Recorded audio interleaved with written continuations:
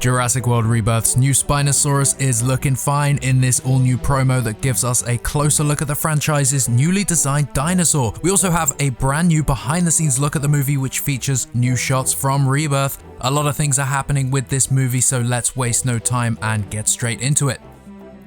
I first saw this video posted by Jurassic Shadow, so thanks to them for sharing. No idea where it's from, but I'm thinking that 12 rating down there indicates it's somewhere in the UK or in Europe. Anyway, this is a short promo set at dusk. The lighting is great here, and we can see the Rebirth logo front and center, a nice evening sky above, and the rippling surface of the water. Almost immediately, we see two Spinosaurs enter the frame from either side. Of course, given away by their sails. The two Spinos are passing through, circling this logo before one launches out of the water and chomps at the air. It is here that we get a great look at this new dinosaur.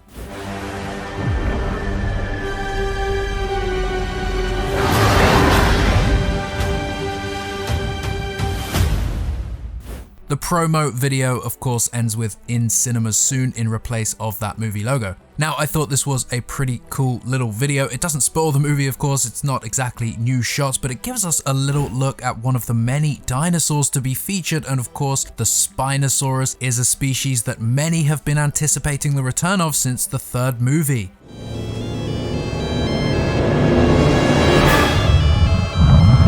It's been well over 20 years since we saw that dinosaur in a live-action film. The species did return in the animated shows, but the Jurassic World trilogy did not touch the dinosaur. And you can understand why this could have been. The World movies introduced plenty of new species and brought back many fan favorites.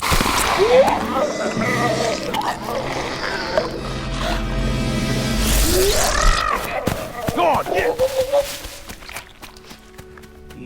Perhaps including yet another behemoth from the past didn't feel quite right, but there is also the fact that the Spinosaurus depicted in that third movie is unfortunately quite far removed from what paleontologists now believe that the species actually look like. Fans wanted a return of the dinosaur from JP3, but perhaps the writers felt like they wouldn't be doing the species justice by bringing back the fairly inaccurate version. But whatever the case, Rebirth is bringing back the species in full force. However, with it comes a complete redesign. I've seen a few people say that this dinosaur looks very similar to the JP3 one, and to those people I ask, are you blind? It does not look similar to the one from 2001, but it does look cool. And from what I've been reading, it's also pretty damn accurate. We've seen some great visuals of the species already through the trailers, and just taking a look at it closely, it definitely embodies what we know of the species while completely redesigning its look to reflect the belief that this dinosaur was actually semi-aquatic and had a much thicker,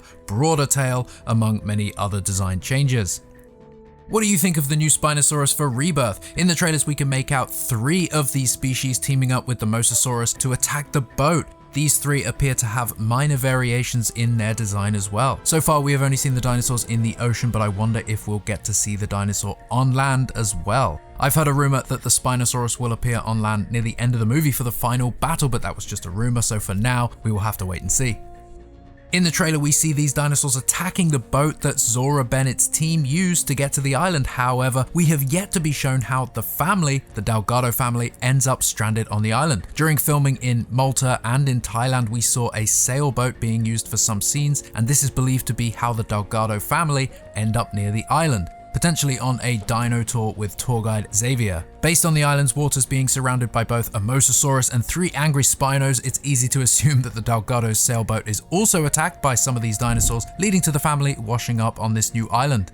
At some point during the first or the second act, the family and Zora's team up, but it's unclear how long the family are actually alone for on the island.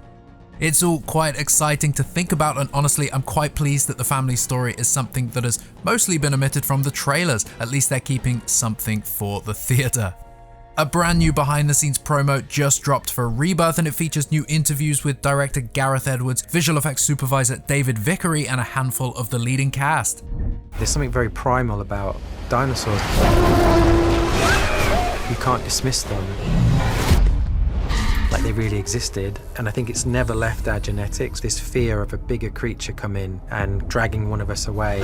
Each new promotional video gives us a couple of new shots from the film. We get an extended look at the T-Rex river raft sequence featuring a shot of the Rex and a shot of the family. We then see more from the gas station sequence, which looks like it's going to be a great one. The family, by this point in the movie, have of course teamed up with the remaining members of Zora's team, and here they are being hunted by the winged mutadons. We get to see some shots of this second mutant along with shots of Gareth himself directing the family. We also get an insight into the visual effects for this movie. Of course, ILM behind the effects, and David Vickery has been working with the franchise for quite some time now. I even had the chance to interview him myself for Beyond the Gates. Despite many hoping that this sequence would be just plain and simple velociraptors, these winged mutadons appear to be giving the family the same treatment as those vicious raptors, stalking them through the gas station, very reminiscent of the iconic kitchen scene from the first movie.